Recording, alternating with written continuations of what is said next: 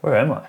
Whose office is this and why is it all pink? Can I help you? Yeah, who are you? And what are you wearing? I should be asking who are you? And why do you look like a sad version of me? Oh no, I think I might have time traveled into the future. What? Well, it was my birthday and I was blowing out candles on a cake, and then you know how they say to make a wish when you blow out the candles? I wished for more Instagram followers and then I was here. Hang on, let me get this straight. It was your birthday and your one wish was for more Instagram followers. Well, last year I wished to be a millionaire and that never came true, so I thought I'd go for something a little bit more reasonable. Okay, weirdo, what year are you from? 2019, what year is it now? 2025. So how many Instagram followers do we have? Last time I checked, we had like 200,000. 200,000 with a T? Yeah, that is how you spell thousand. That's insane. Why aren't you freaking out? Look, once you hit like 100,000, you realize that followers aren't everything. Likes and views don't pay the bills, my friend. Yeah, and the people who say money doesn't buy happiness haven't ever been poor. And you remember where we started, right? Yeah, sure, I've had some pretty cool opportunities come from it, but it's a dance with the devil. Social media takes a piece of your life, for real. Well, you're depressing. Is that a Nikon FM2? Is film photography a thing again? No, this is a ZF. It's a digital mirrorless camera, but it is modeled on the FM2. Nikon sent it to me last week to test out. Wait, Nikon sent you a camera? Yeah, it's just part of being an official Nikon creator. Wow, when did that happen? Like last year sometime? You remember our first camera? Yeah, the Nikon D7200. It's sitting right there behind you. Oh, there she is. You remember we dropped almost our whole life savings on this camera?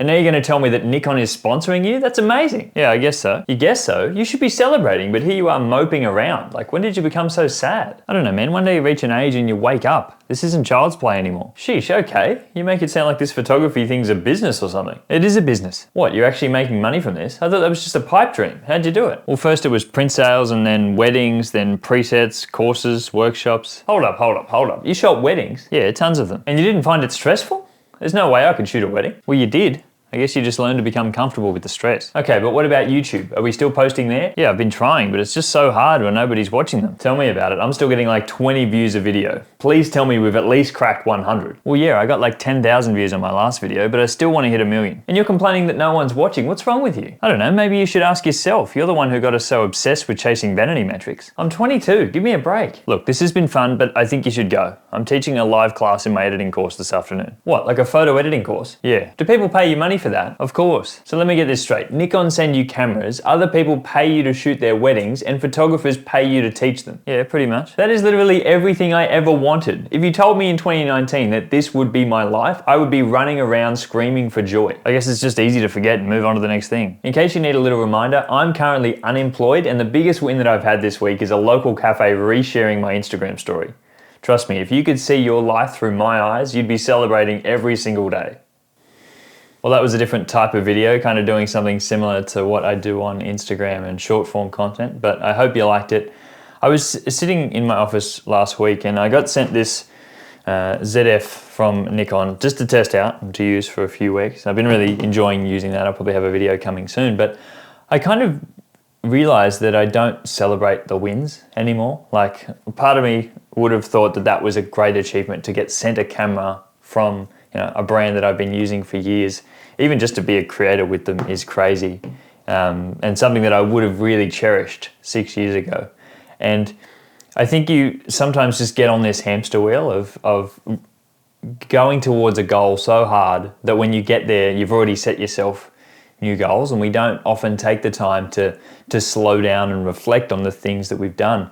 And I've done this my whole life in business, in my whole journey from when I was first starting my business, to trying to earn an income through photography. And then when I got there, I'd moved on to the next thing that I said I wanted to earn X amount. And when you hit that goal, you move on to the next one.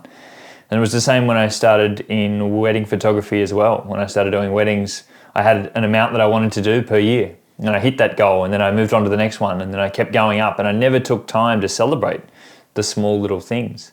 Recently, I hit 20,000 subscribers here on YouTube, and that has been a massive achievement, really, but now I'm just driving on to the next goal of hitting 100,000. And I thought to myself, maybe I've just got to slow down and just enjoy that moment a little bit and remember where I came from. Have that foresight to know that back then, 6 years ago, that would have been a massive achievement to me. I just got monetized on YouTube as well, which is huge, right? I'm not earning a lot from YouTube, but it's a massive win.